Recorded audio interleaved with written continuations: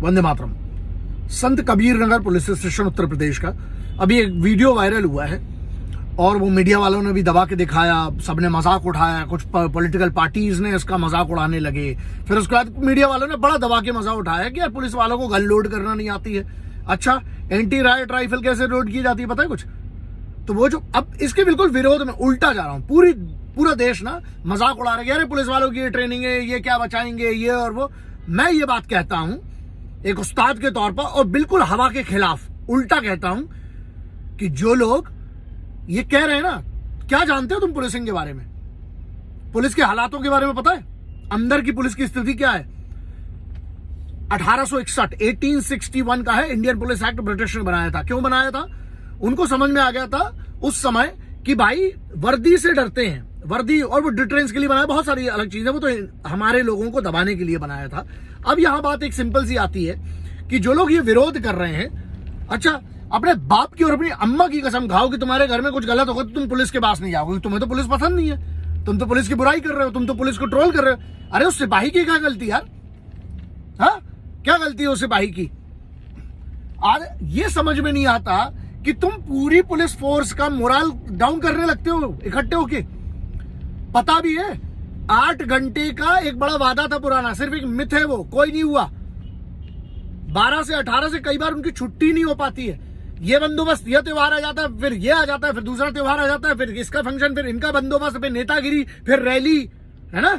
तो वो तो उसी में लगे हुए हैं। कभी ना शर्म करो थोड़ी सी, जो लोग ये ट्रोल कर रहे हैं पुलिस के सिपाहियों को और उनकी ट्रेनिंग पर।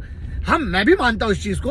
तो मैं, जब मुझे समस्या पता है तो मैं समाधान पे काम कर रहा हूं इतने साल से, निःशुल्क, बगैर पैसे के जो कर सकता हूं अपनी ट्रेनिंग प्रोवाइड करता हूं, मेंटोरिंग सर्विसेज।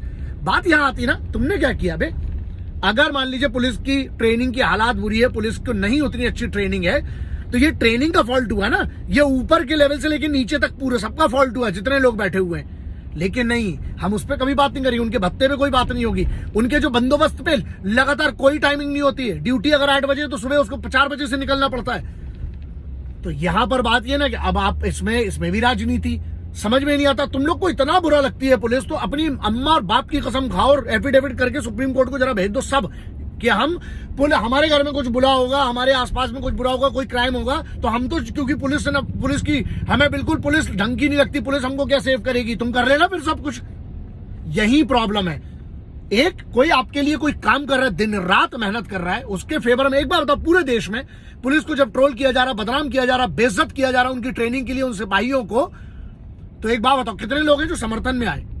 यही फेलियर है हमारा। क्यों? क्योंकि आपको तो मजा आता है ना किसी का अपमान, वो भी उनका जो दिन रात आपकी मेहनत के लिए लगे। मैं अपने सभी पुलिस के भाइयों के लिए मैं ये कह रहा हूं, मैं आपके साथ हूं। और देखिए, ट्रेनिंग के लिए हम भी अपने स्तर पे लिखा पढ़ी करते हैं, आप भी करिए। ट्रेनिंग रेगुलर होगी तो ऐसी कोई समस्या नहीं होगी। और जो बंदूक ऊपर से जो लोड कर रहा था सिपाही, हवलदार साहब जो थे, एक बात ध्यान रखना, बिल्कुल सही तरीका है वो, एंटी राइट्स गन में ऐसे ही होता है ना, आंसू गैस के गोले वाली भी जो होती है वो भी। तो इसमें बात ये आती है कि वो तरीका गलत नहीं है, उसको पोर्ट्रेट गलत दिखाएगा। और ठीक है, अगर नहीं भी आता तो सीख लिया जाएगा। लेकिन कौन बताएंगे साले चर्सी गर्दुल्ले जो ट्रोल कर रहे हैं, हरामखोर क्रिमिनल ट्रोल कर रहे हैं पुलिस को? कमाल यार। अब आप देखिए, मैंने तो अपनी तरफ से समर्थन जो कर सकूंगा करूंगा, आप देखिए आप क्या करते हैं इस मुद्दे पे। जय हिंद, वंदे मातरम, इंकलाब जिंदाबाद, भारत माता की जय।